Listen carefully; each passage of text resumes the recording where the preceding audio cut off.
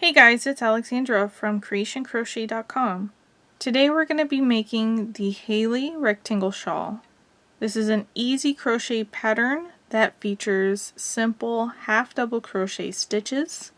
If you wanted to add a border to your finished shawl, then I would recommend single crochet just to give it a clean and tidy finish. But if you don't want to add a border, I did not add one to mine, then it is just all half double crochet. You're going to find the written pattern linked down in the description box below. I'm going to be providing instructions today for 3 different sizes, which I'll jump into in just a moment. But before I do that, we're going to be working with worsted weight number 4 yarn. I'm using Emma's Yarn Washable Worsted. This colorway is called Set Sail. This is a 100% superwash merino wool. It is a beautiful yarn, hand dyed in their shop in Winter Haven, Florida. If you are local to Central Florida, then I definitely recommend checking them out. Similar yarns to this are going to be We Crochet Swish, as well as Lion Brand Wool Ease. All 3 of these options are going to be nice, warm, and cozy yarns. Wool always adds an extra cozy factor. If you're looking for yarns that do not have wool in them, I recommend either We Crochet Brava or Lion Brand Heartland. I'll link all these yarn options down in the description box below for you. Really, you can use any worsted weight yarn that is in your stash. You're just going to need several skeins of it, as rectangle shawls do take quite a bit of yarn. Gauge is not essential for this project, so you don't have to take gauge. You can just start crocheting if you want, which means that if you wanted something even cozier and more oversized, you could even go up to a number 5 chunky weight yarn. Completely up to you. If you do want to take gauge, I'm going to provide the measurements for you. Together with this worsted weight yarn, you're going to want to have an H8 5mm crochet hook. This is my favorite hook that I custom ordered from Sienna's Boutique on Etsy. As I mentioned, gauge is not essential for this project, so if you're more comfortable working with an I9 5.5mm crochet hook with your favorite worsted weight yarn, then go ahead and do it. Let's talk about the sizing real quick. Shawls come in all kinds of sizes, all kinds of widths, all kinds of lengths. Most of it really depends on your preference. There are some average sizes, and those are what I've based my designs on. So there's a 15-inch wide by 60-inch long, 18-inch wide by 75-inch long, and 20-inch wide by 100 inches long. Those are the 3 that I'm providing instructions for, but you can vary this up depending on what you like. You want to think about how you're going to wear it. If you want to wrap it around your shoulders and your arms and pin it, if you want to wrap it around your neck and wear it like a scarf, how much you want to hang either over your shoulder or down the front, depending on how you're styling it. So for me personally, if I was going to wrap it around my shoulders and my arms and put a pin in it, I like to keep it on the shorter end, so I opt for the 15-inch by 60-inch. I don't really like to have extra fabric that I throw over my shoulder, as shawls can get a little bit heavy, especially depending on what you're using. So cotton blends are a little bit heavier than acrylic and wool, which are going to be a little bit lighter, but the larger you make it, the heavier it's still going to get. So I try actually not to have too much overhang to throw over my shoulders. I try to keep it a little bit more minimal and just enough to wrap myself with, add a little bit of extra warmth, put a pin in it, and it sits comfortably. For reference, I have a 42-inch bust.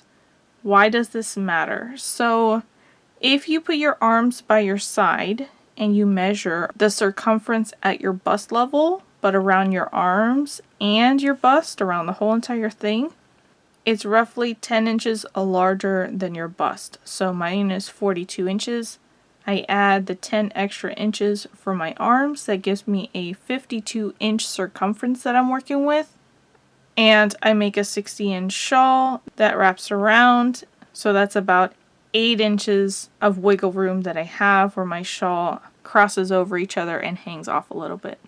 If you were a size extra small and you had a 28-inch bust, 28 inches plus the 10 inches of your arm gives you 38. Maybe you want to make a smaller one. Maybe you want to do 45 inches. So this is based on how you want it to fit when you're wearing it. So if you're going to wrap it around your arms and your shoulders, you want it to fit comfortably. You want to go ahead and have that measurement in mind. It's really easy to just add more rows or take rows out if you want it to be shorter or longer. And when it comes down to it and you think that you've finished, I definitely recommend before fastening off that you put it on the way that you intend to wear it so you can see how it's going to fit. And if you want to take some rows out or if you want to add them, you haven't fastened off yet. Another way that you can wear it is like a scarf, where you're going to wrap it around your neck once and you're going to have the two sides hanging down, or you're going to tuck those sides up into the side of it and wear it more like a cowl. For me, I still like to go with that 15-inch width to do this, but I opt to do a little bit longer of a length. I do 70 inches, that's what I like.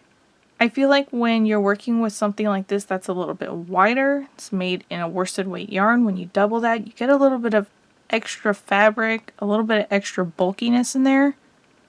And I really feel like that bulkiness takes away from the length, so when I wrap it around my neck once and I have the ends hanging down off the side, I always feel like they're a little bit short. So I add those 10 inches on there to make it 70, and then I think that it's the perfect length for me.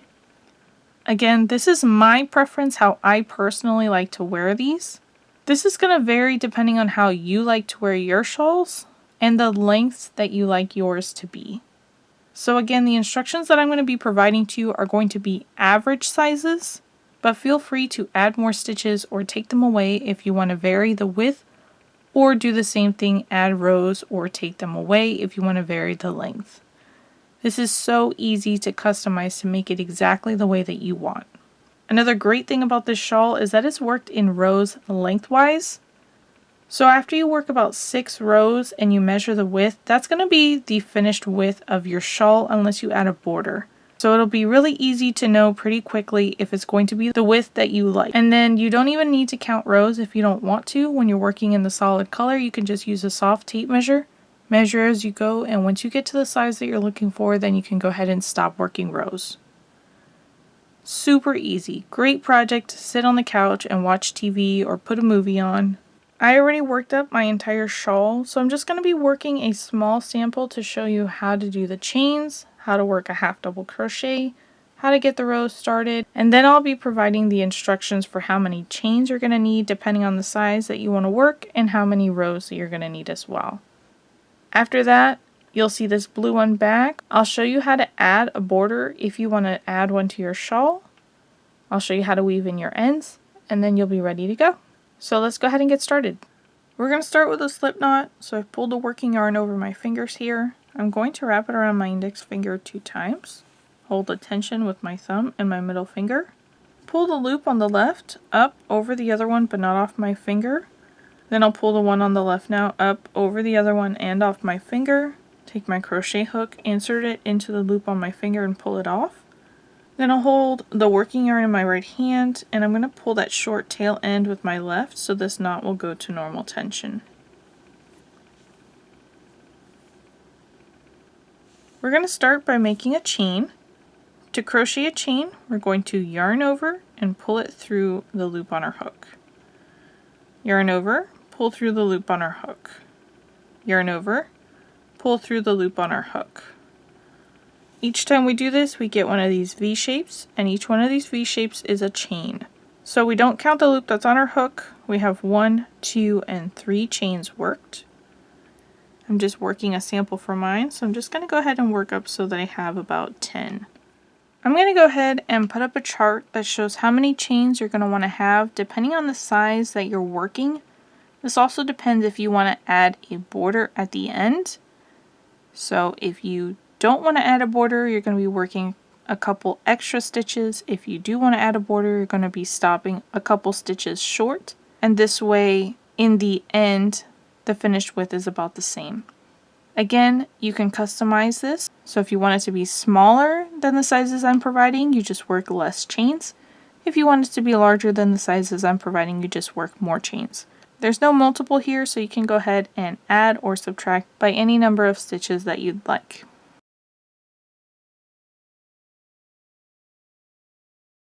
once you have all your chains worked up, we're going to be working half double crochets starting in the 3rd stitch from the hook.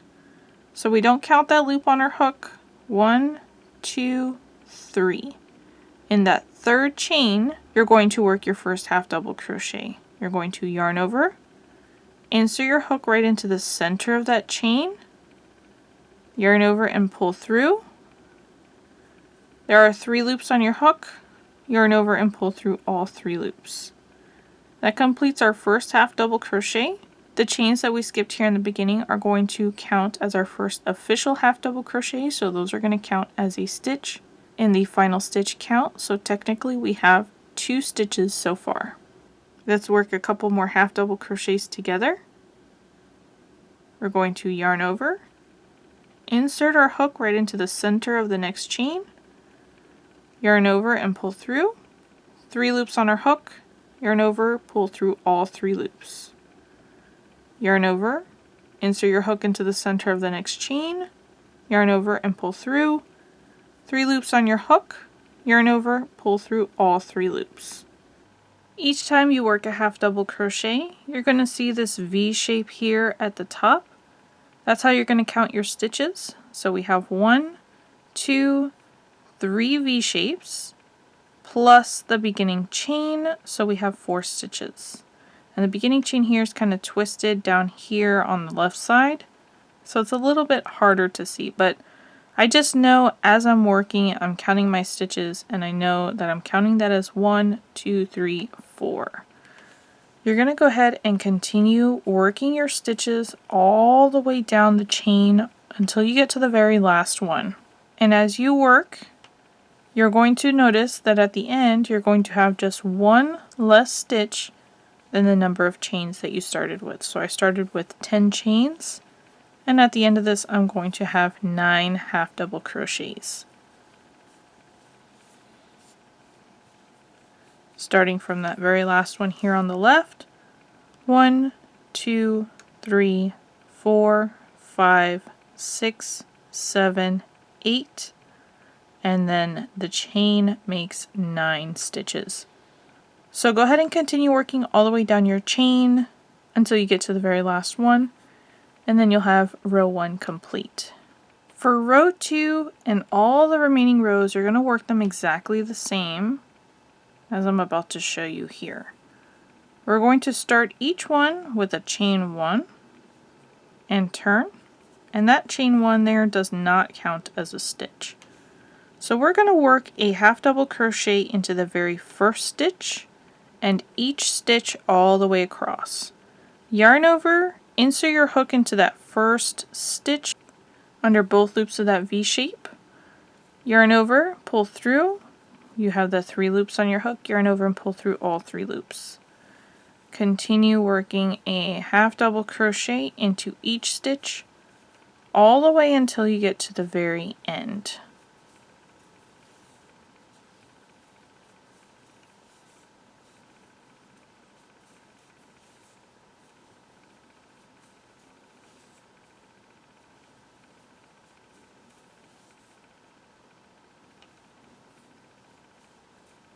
So here I've worked into my very last half double crochet. I need to now work into that beginning chain that we skipped a couple of the chains and worked into the 3rd chain. You're going to see here, right next to where you just finished working your last stitch into this half double crochet, to the left is the chain that we're going to be working into. So I'm going to yarn over, insert my hook right into the center of that chain, which is the one on the top, just to the left of where you just finished working, and complete your half double crochet. And now you have the same number of stitches in this 2nd row that you had in the 1st row. And each row is going to be worked just like this. Except from now on you won't have a chain to work in at the end, you're going to have stitches. So here you can see I have 1, 2, 3, 4, 5, 6, 7, 8, 9 half double crochets. And they all have that V shape at the top. So they're all really easy to work in from here So to begin again, it's a chain 1 and turn, half double crochet into the very first stitch, and then half double crochet into each stitch all the way across. And now you're just going to continue working that until you have your desired length. The easiest way to check your gauge is going to be after working about 6 rows. You'll lay this down, you'll measure all the way across from the edge of the left side to the edge of the right side. That's going to be the finished width of your shawl. This is the easiest way to measure, but it is quite a number of stitches times 6 rows to work up something that large. So if gauge is essential to you, if the finished size is essential to you, you can work up a smaller swatch. I would recommend of at least 20 half double crochets wide. That way you can count 16 of the half double crochets in the center. And when you count them, you're going to want to make sure that you're measuring from where one of the stitches stops all the way over to the exact point of the next stitch. 1. That is a full stitch right there. Over to the same point on the next stitch. 2, 3, 4, and so on. 16 half double crochets wide is going to be 4 1/8 inches. Measuring from where row 1 is worked into the chains, not down at the bottom of the chains, but where row 1 starts. From there, that's 1 row, 2 rows, 12 rows from the bottom edge there to the top edge of the 12th row. That's 4 1/8 inches. So if the finished size is essential to you, you're going to want to go ahead and check your gauge. And you can either do that by working up the chains for your desired size, or you can work up a smaller swatch. If gauge is not essential to you, the finished size is not essential to you, you don't have to check it. You can just go ahead and crochet away. Looking at my finished shawl here, you can see that by turning at the end of each row, it gives you 2 very distinguished patterns of fabric. So the one that is prettier, more defined, is going to be the right side, and the one underneath it that looks less defined and sort of raised up, that's going to be the wrong side. That's the back of it. The right side is the front of it. Because you're turning with each row, it doesn't matter which side is the wrong side or the right side, but it is going to help you in counting if you're counting your rows. So for me, I would skip this one here on the end, which is a wrong side, and I'll count it later, because it's really easy for me to pick out the wrong sides here and count those 2, 4, 6, 8 all the way down, and then I know that I have to add one more in there. If you don't want to count your rows, you can just use a soft tape measure and measure as you go, and then stop working once you get to the size that you're looking for. I'm going to go ahead and put up a chart that shows how many rows you're going to want to have depending on the size that you're working, and also depending on if you're going to add a single crochet border at the end. If you are adding that border, you're going to want to stop a couple rows short. If you are not adding a border, you'll want to work a couple more rows extra so that the length equals out. Again, if you want to customize the length, you can stop working at any point or add additional rows.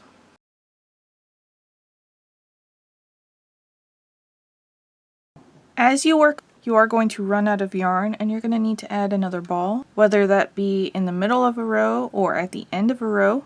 So I want to go ahead and show you that real quick. I am using a different project. This is my Octavia beanie, but I am working in half double crochet here, so I wanted to go ahead and show you this technique. You're going to want to make sure that you leave a tail end long enough you can comfortably weave in with the yarn that you're currently using. So you'll work up until you get close to the end. You're going to go ahead and work up to the very last stitch of your next half double crochet. Yarn over, insert your hook into that stitch, yarn over and pull through. There are 3 loops on your hook. This is where you're going to pause. The last step is to yarn over and pull through. So before you go ahead and do that, you want to make sure that the tail end that you have now is long enough you can comfortably weave in. If it is too short, then pull this stitch out and do this process with the stitch just before it. Then you're going to sit this down, grab your new color. I'm going to do pink for this example. You'll form a loop here near the end, leaving a tail end long enough on this side you can comfortably weave in. And then you're going to put this loop onto your crochet hook. So I'm holding the tension of my loops with my finger, put the loop of the new color on my hook. Right now, this counts as the yarn over, and then I'm going to pull through to complete the stitch. Now the half double crochet is finished with my previous ball of yarn, and I have the new ball of yarn on my hook ready to start. Then I just drop the tail ends.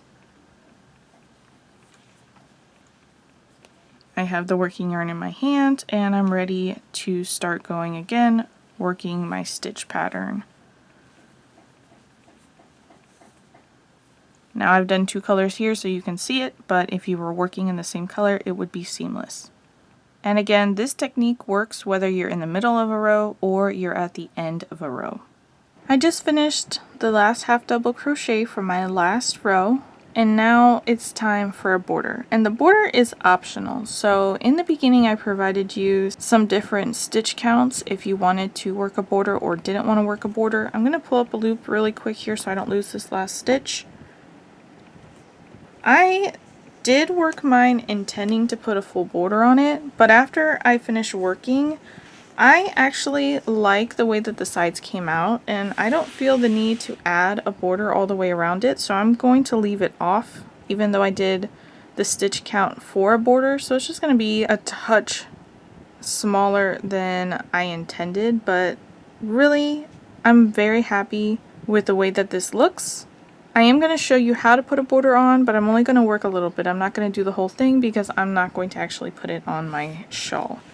So for the border, I'm going to go down to a G6 4.25 millimeter crochet hook. This is the size down from my H8 5 millimeter hook, and I like to size down when I do the border most of the time because I find that sometimes the border tends to ruffle, especially on the sides, and that's just from a change in tension. You're working your stitches into the side of your stitches. So if you want to continue in the same hook that you've been using, you can. If you notice that the sides tend to ruffle, then you may want to switch down a hook size or plan to block your finished shawl, or maybe try a modified stitch pattern like work one stitch, then chain one and skip the next stitch, work another stitch, chain one and skip the next stitch. Something like that. You might need to experiment with it, but my fix is just go down a crochet hook size. So I'll put this into that last loop. You're going to start with a chain one and then turn. And for the border, I just like to do a simple round of single crochet. If you want to do half double crochet, that's what we have been working in, you can. It'll give you a little bit extra height and width. I think single crochet gives a very nice polished look, and it's a little bit more simple, so I'm just going to go with that. We're going to single crochet into the very first stitch, and each stitch all the way down until we get to the last stitch of this top row. To work a single crochet, you're going to insert your hook into the very first stitch, yarn over and pull through. You have 2 loops on your hook, yarn over and pull through both loops. Insert your hook into the next stitch, yarn over and pull through, 2 loops on your hook, yarn over and pull through both loops. Insert your hook into the next stitch, yarn over and pull through, 2 loops on your hook, yarn over and pull through both loops. That gives us 3 single crochets. I'm going to continue working all the way across until I get to that very last stitch of this row. Alright, I worked all the way across the row here. I have 1 more stitch left. In each corner, we need to increase. That means work multiple stitches into the same exact stitch so that the corner will lay flat.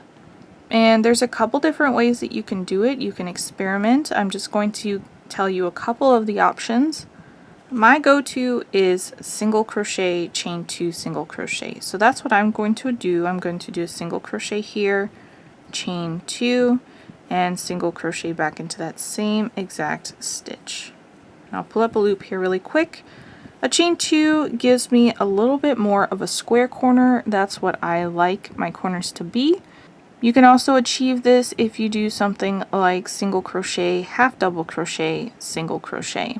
The extra height of the half double crochet will give you more of a square corner as well.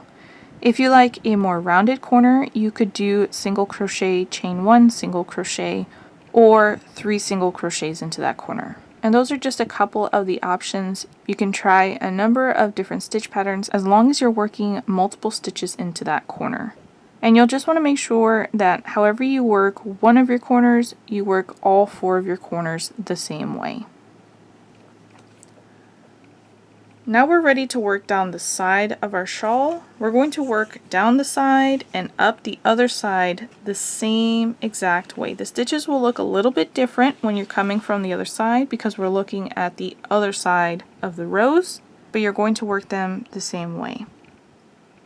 When you're working into the side of half double crochet rows, the general rule for this is 3 stitches per 2 rows.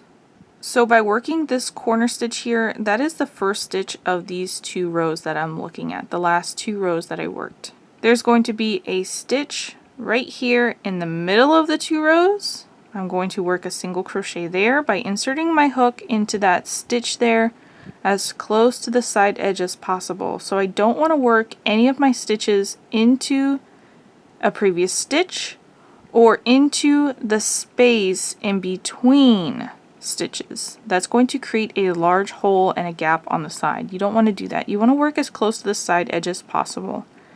When I can, I like to pick up 2 loops on my hook so that my stitch is a little bit more secured and not pulling out. Sometimes you can't, sometimes you just work through 1 loop. But here I'm going to insert my hook into the center stitch right here. And I'm going to have 2 loops on my hook as I do that. I have 1 here on the bottom and 1 here over top. And then I'm going to complete my single crochet. The next stitch looks like an actual stitch. You have the V shape there on the side. It's very easy to see. You'll insert your hook in the center of it, breaking that stitch in half. And as you push through, you'll have 2 loops on your hook. And it looks like a V shape. And you'll complete your single crochet. And those 3 stitches there together, the corner, the middle, and this last one are going to complete 3 stitches for those 2 rows. Now I'm going to look forward here a little bit. The next 2 rows here, you're going to be able to see where your stitches are going to be laid out. You'll see the one that we just worked that looks like a stitch that you'll break in half, the one before it in the middle, and the next one just looks like a hole right there next to where you just finished working. 1, 2, 3 stitches, and that will complete the 3 for these 2 rows. So into this next hole, I'm going to insert my hook right in the center. There is 2 loops there still. It's a little bit tighter, so a little bit tougher to see, but there is 2 loops there. Complete the single crochet. Insert your hook right into the center of that next stitch on the edge. And this one is also a little bit hard to see, but it is a center hole. There is a bottom leg underneath it and then the stitch on top. And when I do that, I'll have 2 loops on my hook as well. And then I'll insert my hook into the center of this next stitch, breaking it in half, picking up the 2 loops there on the side, and complete my single crochet. And that completes the 3 stitches for these next 2 rows. Looking forward, you see the next 2 rows right here. You can see the back side of this one and the front side of this one. Those are the 2 rows that we're looking at. You have a stitch above it that looks like a hole. Then you have that center one, and then you have that one that looks like a stitch that you insert in the center and break in half. That'll be the next 3 single crochets that you'll work. And you'll continue working in that manner all the way down. So instead of counting your total number of stitches here, I recommend you just make sure you have 3 stitches per 2 rows. That way it comes out even. You're going to work all the way down the side until you get to the next corner, and that's where we're going to work another increase the same way as we did here. Once you work evenly down the whole entire side, this is what it's going to look like when you work your last 3 stitches. You're going to see 2 stitches left. One that just looks like a big hole. I'll insert into the center of that, picking up those 2 loops on the side and complete a single crochet. And then we're going to work our next increase, our next corner, into that very next stitch on the chain. So I'll insert my hook into that next stitch on the chain and complete a single crochet. Then chain 2, single crochet back into that same exact stitch, and that's going to complete this next corner here. And if you worked a different stitch combination for the other corner, just work the same one here. And now you're ready to work across the bottom here. This is across the foundation chain where we started, and it's very easy to see the stitches and just work single crochets into each one all the way across the bottom there. Work all the way over until you get to the very last stitch of this bottom row, and then we're going to work another corner just like we did on the other end. Here I've reached the next end, and in that very last stitch we're going to work another corner. I'm going to do single crochet, chain 2, single crochet, all into that very last stitch of this row. And now it's time to work up the other side. You're going to work it in the same manner as how you did before. You're going to see the rows grouped in pairs, the right side and the wrong side, and above them you're going to see 1, 2, 3 stitches. 1 in the top of the row, 1 in the middle, and 1 in the bottom row. Continue working in the same manner all the way up this side until you get back to the beginning, just making sure that you are working 3 stitches per 2 rows and working as close to the side edge as possible so you're not creating any holes there along the side. Coming back around here to the beginning, I have 1 more stitch here to complete my 3rd set from this last set of 2 rows. And then into that very first stitch where we worked our first single crochet, that's where I'm going to complete the rest of that corner. I'm going to insert my hook into the same exact stitch, complete a single crochet. This one's going to come out here to the right. Then I'm going to chain 2. That will count as the chain 2 from the corner. And then I'll slip stitch join to that very first single crochet. I'll insert my hook underneath both loops of that stitch. Yarn over, pull through that stitch and through the loop that's on my hook. That's going to complete our round. And if you wanted to add additional rounds, you could do that. You would just start with a chain 1, work a stitch into that very first stitch, and each stitch all the way around in that chain space you would work your increase. So you could do the same thing, single crochet, chain 2 single crochet into the chain 2 space of the corners, and then into the single crochets that surround it, and all of them up and down the sides. You're going to just work 1 stitch per single crochet. That's completely up to you. You could also change up the stitch pattern. Maybe you started with a round of single crochet, you want to work the next one with a round of half double crochet or double crochet, or work into the back loop only. There are lots of fun options that you can add, but I'm going to go ahead and frog what I've done. I just worked in small sections just to show you how it was going to be. But I'm going to come back here, frog it all the way back to the beginning.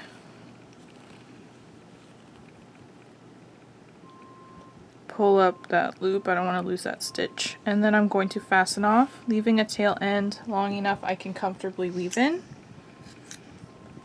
Pull up on this loop, the last loop, to break it. And then I'm going to grab my tapestry needle and meet you back here so we can weave in our ends. For this shawl, if you've put a border on it, then the direction that you worked while you're working your border is going to be the right side or the front side of your shawl. If you can't remember which direction you worked in, you'll want to look at the stitches. Here you can see that the ones on the top look prettier and more defined, whereas right underneath it, it looks a little bit rougher and less defined. The top row is going to be the right side. The bottom row underneath it is going to be the wrong side. So you'll want to have the right side facing up. If you have not put a border on it, like I have not put one, then you've turned each row and it doesn't matter which is the right side or which is the wrong side. You're just going to want to make sure that you bring all your tail ends to whichever side you define as the wrong side. That way they'll all be woven in on the same side, and the right side of the fabric or the front side will look pretty. It won't have any bulkiness from ends being woven in or any tails sticking out or anything like that. I have some on the other side, so I have them on both sides. I'm going to bring this to the wrong side that I've determined it's going to be on this side, and to get it there I can use my crochet hook, insert into a stitch from the wrong side to the right side near where the tail end is coming out of, yarn over and pull it through.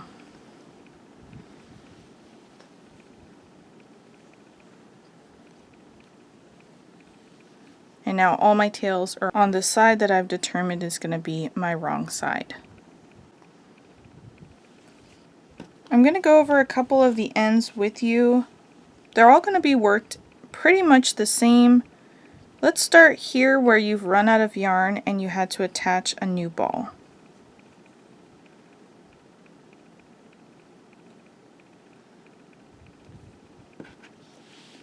For all my ends, regardless of whether it's here in the middle or on the ends, I'm going to work them with 3 passes. That's the number that I feel most comfortable with. If you feel comfortable after 2, you can fasten off. If you feel like you need to work a 4th one, go ahead and do it. It's whatever you feel the most secure with your ends. When I enter and exit, I do not pick up the whole entire stitch on my needle. I insert my needle right into the center of the stitch, breaking it in half, and that's going to help capture my yarn better. And I do this with each pass. I'm going to work my stitches vertically instead of horizontally. Vertically allows you to hide your ends a little bit better, whereas horizontally could create a bulkiness within the stitches. In this shawl, stretch is not an issue, so if you wanted to do it horizontally you could, but I'm going to be showing you vertically. So I'm going to insert into a nearby stitch, breaking it in half. Then I'm going to run it up underneath several stitches, breaking the last stitch in half when I exit.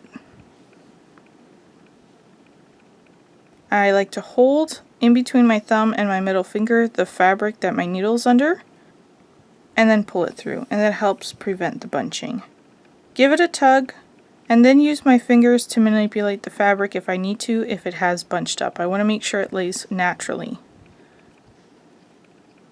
Then I'll insert into a nearby stitch, breaking it in half, run back down through several of those stitches that I just finished working, breaking my last stitch in half as I exit. Hold the fabric in between my fingers and pull through. Give it a tug, use my fingers to manipulate the fabric if I need to, and then one more pass here, insert into a nearby stitch, breaking it in half, run it up through several of the same stitches I just finished, and break my last stitch in half when I exit. Hold it in between my fingers, pull, give it a tug, manipulate the fabric. And now I'm comfortable with that, I'm going to go ahead and fasten off. And this is how I'm going to do all the ends here in the middle. For the beginning and end, it's going to look 2 ways. If you've done a border, then your tail end would have gotten pushed to the back and you would have another row on top of it. And in that case, you can weave in the end exactly the same way I just showed. To hide it the best, I would keep it as close to the side edge as possible. If you have not put a border on it, then there's a special way that I like to do it. so that it mimics the stitches that are around it.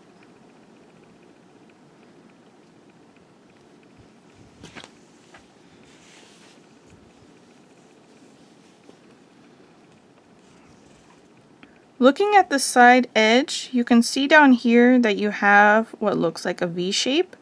We're going to recreate that here at the top. So I'm going to go ahead and pull it so that it's matching with all the rest of the stitches and hold the tension here in between my fingers. Take my needle, insert it into the bottom of the first stitch from the wrong side to the right side. Right in between the stitch there on the side edge. Not in between the stitches. You don't want it to make any of these holes bigger. You want to do it in between the stitch itself on the side edge.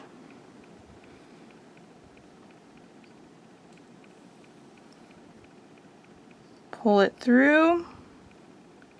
Before you continue, manipulate it with your fingers so that it lays naturally. You want it to look like the rest of the stitches that are there. You don't want it to look twisted or out of place. That's going to create the left leg.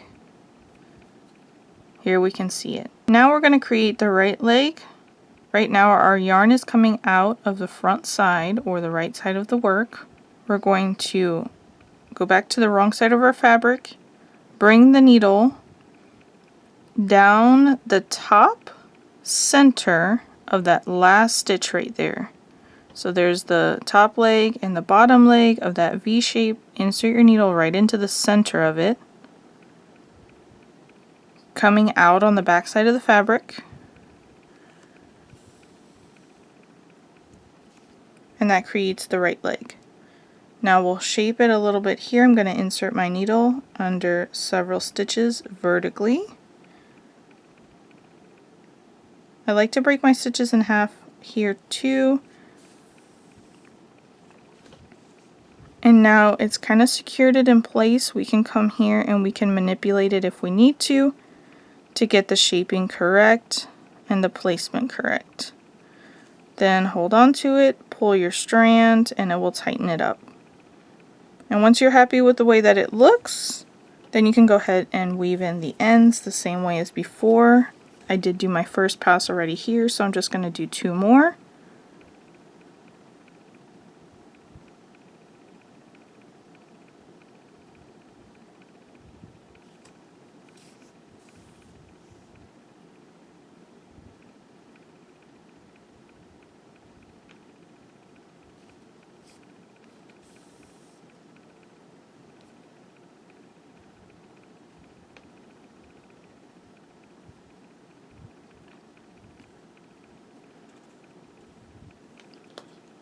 And now I'm happy with that. I'm going to go ahead and fasten off. You don't have to weave in your end this way. I just like to do it to get it to mimic the look of the rest of the stitches there on the side. Otherwise I find that the last stitch is pulled weird and it's not consistent with the rest. I want it to have the same look as all the rest of the fabric. I'll go ahead and do my other end the same way, and I'll finish all the ends in the center from where I added a new ball of yarn. Guys, thanks so much for watching my video. You'll find the written pattern for it linked in the description box below, as well as some matching pieces that also use the half double crochet stitch. Please smash that like button and hit subscribe, and I'll catch you in the next one.